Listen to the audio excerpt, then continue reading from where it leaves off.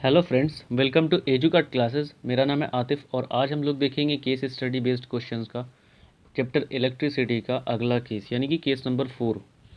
Okay, again मैं कहूँगा कि केस नंबर 4 जो है बहुत ज़्यादा इररिलेवेंट है। ये जो भी क्वेश्चंस दिए हुए हैं, है ना, इसलिए मैंने उन्हें लिखना ज़रूरी नहीं समझा। सीधा मैं क्वेश्चंस करता हूँ, आपको ईजिली समझ में आ जाएगा। ओके, क्वेश्चन नंबर 1 में कह रहा है when 3 resistors are connected in series with a battery of voltage V and voltage drop across resistors is V1, V2 and V3, which of the relation is correct। देखिए अभी आप समझेंगे। ये एक सर्किट है ना, इसमें एक बैटरी है V वोल्टेज का और 3 रेसिस्टर्स हैं। तीनों किस में कनेक्ट है? सीरीज़ में कनेक्ट है, तो हमने सीरीज़ में कनेक्ट कर दिया। रेसिस्टर्स के हमने नेमिंग कर दी है R1, R2 एंड R3। और वोल्टेज ड्रॉप्स जो हैं वो क्या दिया हुआ? V1, V2, V3। तो R1 के अक्रॉस V1 ड्रॉप हो रहा है वोल्टेज, और R2 के अक्रॉस V2 और R3 के अक्रॉस V3 हो रहा है ना। तो कह रहा है कि ये जो वोल्टेज का रिलेशन है, 4 ऑप्शन दिया हुआ है, इनमें से कौन सा सही है? क्या V जो बैटरी का वोल्टेज है वो बराबर है V1 के, बराबर है V2 के, बराबर है V3 के? ये ऑप्शन बी में कह रहा है कि V बराबर है V1 plus V2 plus V3। ये ऑप्शन सी में कह रहा है V1 plus V2 plus V3 is equals to 3V। ये ऑप्शन डी में कह रहा है कि V is greater than V1 plus V2 plus V3। तो एक बार जान जाइए, आपको शायद पता ही होगा, नहीं पता है तो इसे याद रखिए कि वोल्टेज का जो डिस्ट्रीब्यूशन होता है, अगर ये पैरेलल कॉम्बिनेशन में होते रेसिस्टर्स, तो हर एक रेसिस्टर्स के अक्रॉस सेम वोल्टेज होता है, और वो कितना होता है? जो भी बैटरी का वोल्टेज है उतना V। लेकिन सीरीज़ कॉम्बिनेशन में क्या होता है ना कि वोल्टेज बढ़ जाते हैं, सब में सेम नहीं रहते हैं, अलग अलग वोल्टेज सबके अक्रॉस डेवलप हो जाता है सीरीज़ कॉम्बिनेशन में रेसिस्टर्स के, है ना। और क्या है, जब हम तीनों को सम कर देंगे ना तो वो टोटल वोल्टेज के बराबर आ जाएगा, जो कि बैटरी का वोल्टेज है। तो क्या होता है सीरीज़ में ये वोल्टेज का प्रॉपर्टी है कि V इक्वल्स टू होता है V1 plus V2 plus V3। तो मेरा करेक्ट ऑप्शन हो जाएगा बी ऑप्शन करेक्ट हो जाएगा। ठीक है, अगले क्वेश्चन की तरफ बढ़ते हैं। क्वेश्चन नंबर 2 में कह रहा है when the 3 resistors each of resistance R ohm connected in series। Question में क्या कह रहा है? when the 3 resistors each of resistance R ohm connected in series the equivalent resistance is। वही चीज़ कह रहा है कि 3 रेसिस्टर्स हैं, है ना, और तीनों के रेसिस्टेंस जो है वो सेम है, आर आर आर, तीनों के सेम है, और वो सीरीज़ में कनेक्ट हैं। तो उनका इक्विवेलेंट रेसिस्टेंस क्या हो जाएगा? तो सीरीज़ कॉम्बिनेशन में आप जानते हैं इक्विवेलेंट रेसिस्टेंस जो होता है वो क्या हो जाता है? R is to R1 plus R2 plus R3, है ना। अब तीनों का वैल्यू दिया हुआ है, R ओम ही है तीनों रेसिस्टर, तो ये R यू सी डिनोट कर रहे हैं, तो ये क्या हो जाएगा? Equivalent resistance is equals to हो जाएगा R प्लस R, यानी 3R। तो क्या 3R R/2? अब ये 3R है तो ऑप्शन ये तो गलत हो गया मेरा, है ना। और 3R R/2 से छोटा तो नहीं है, ये भी गलत, सी भी गलत हो गया। क्या 3R R से छोटा? ये भी डी भी गलत हो गया।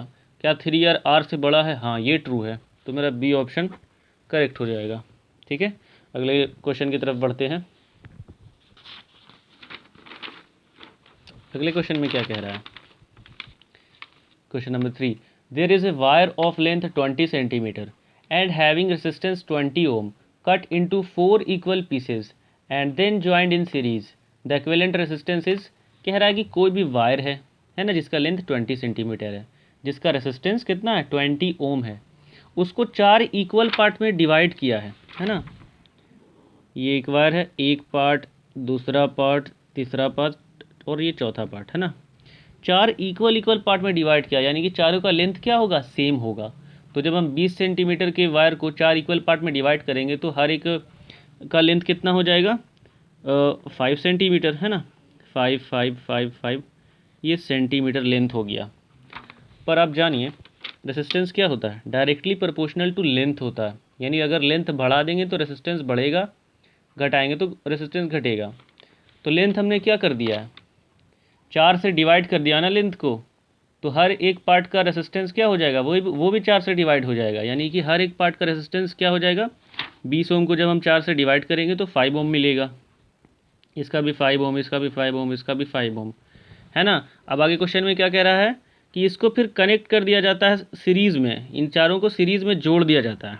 तो सीरीज़ में जब जोड़ देंगे तो इक्विवेलेंट रेजिस्टेंस क्या मिलेगा, इन चारों का सिंपल अलजेब्रिक सम, यानी कि 5 + 5 + 5 + 5, यानी कि कितना हो जाएगा 20 ओम हो जाएगा। तो मेरा करेक्ट ऑप्शन क्या हो जाएगा, ए ऑप्शन। ठीक है, अब अगले क्वेश्चन की तरफ बढ़ते हैं। क्वेश्चन नंबर 4 क्या कह रहा है, in the following circuit find the equivalent resistance between A and B.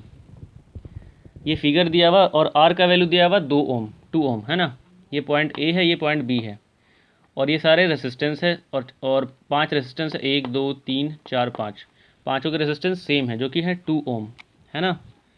ये सारा कितना के बराबर है, 2 ओम के बराबर है। अब इसका इक्विवेलेंट रेजिस्टेंस बोल रहा है, आपको ये देखने में लग सकता है कि ये पैरेलल कॉम्बिनेशन में है, क्योंकि पैरेलली इसको मतलब ऑर्गेनाइज़ किए हुआ, बट ऐसा है नहीं। आप देखिए करंट अगर ये से चलता है तो ऐसे आएगा ऐसे आएगा, कहीं भी करंट बट नहीं रहा है। जहाँ पे बटता है ना करंट, वहाँ पे जैसे मान लीजिए मैं यहाँ पर एक रेसिस्टेंस ऐसे बना देता हूँ, दूसरा रेसिस्टेंस ऐसे बना देता हूँ है ना, फिर यहाँ पे एक पॉइंट बी बन गया।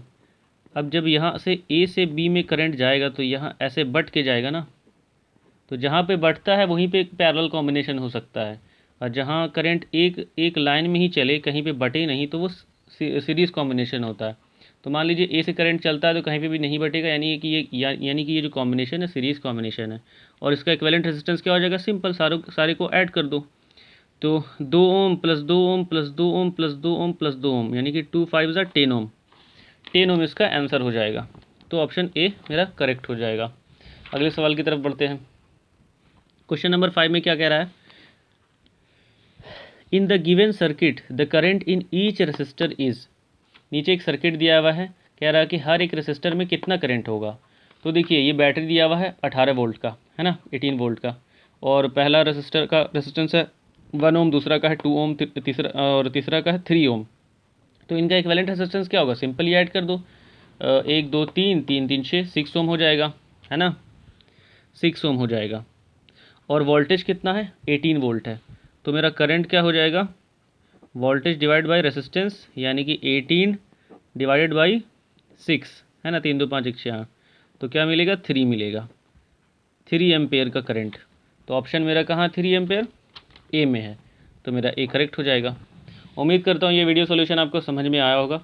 अगर समझ में आया तो प्लीज़ इस वीडियो को लाइक कीजिए, अपने दोस्तों के साथ ज़रूर से शेयर कीजिए, और हमारे चैनल एजुकेट क्लासेस को सब्सक्राइब कीजिए। Thank you so much.